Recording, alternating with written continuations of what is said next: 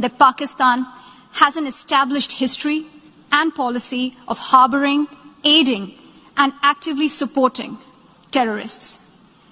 It holds the ignoble record of hosting the largest number of terrorists proscribed by the UN Security Council.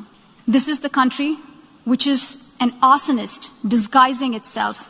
Mr. President, we exercise our right of reply to one more attempt by the leader of Pakistan to tarnish the image of this august forum by bringing in matters internal to my country and going so far as to spew falsehoods on the world stage.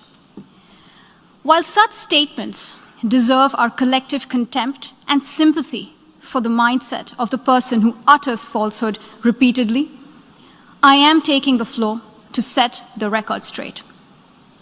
Regrettably, this is not the first time the leader of Pakistan has misused platforms provided by the UN to propagate false and malicious propaganda against my country, and seeking in vain to divert the world's attention from the sad state of his country, where terrorists enjoy free pass while the lives of ordinary people, especially those belonging to the minority communities, are turned upside down.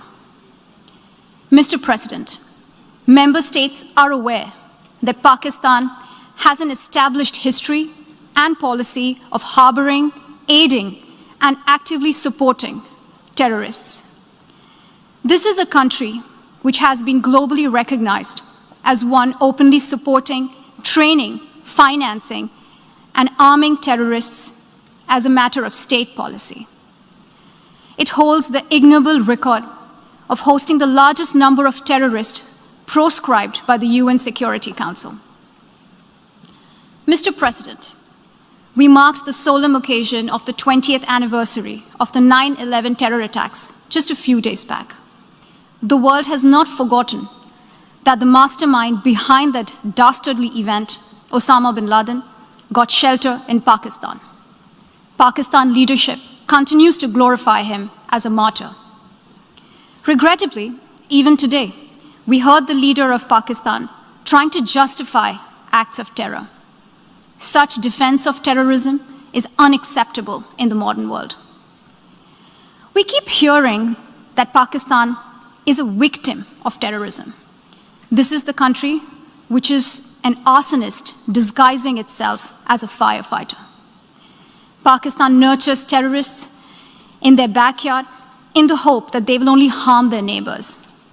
Our region, in fact, the entire world, has suffered because of their policies.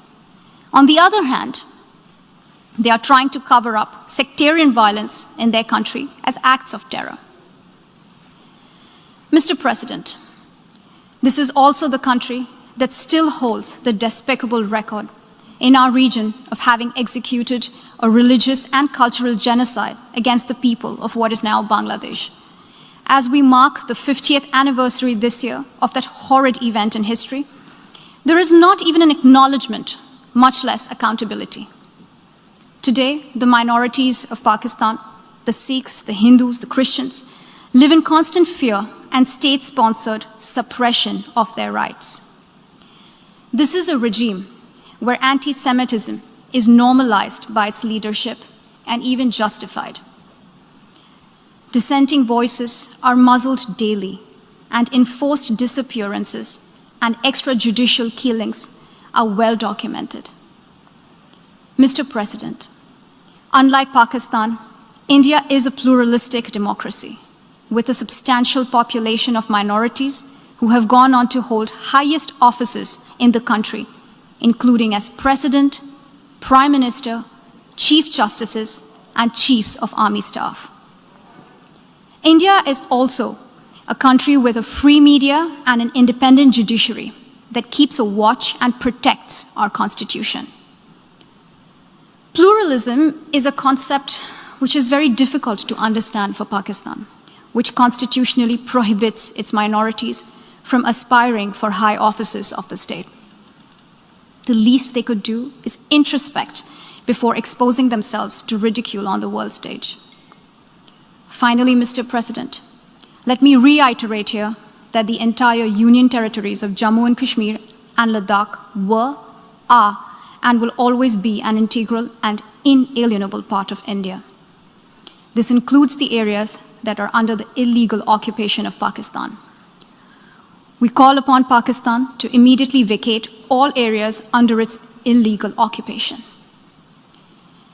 Mr. President, allow me to be categorical about India's position.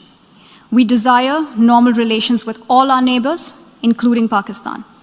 However, it is for Pakistan to work sincerely towards creating a conducive atmosphere, including by taking credible, verifiable, and irreversible actions to not allow any territory under its control to be used for cross-border terrorism against India in any manner. I thank you, Mr. Video को like, comment और share करना बिल्कुल ना भूलें और ऐसी ही updates के लिए चैनल को सब्सक्राइब करें और बेल आइकन को प्रेस करना ना भूलें ताकि हमारी हर वीडियो की अपडेट आपको सबसे पहले मिले।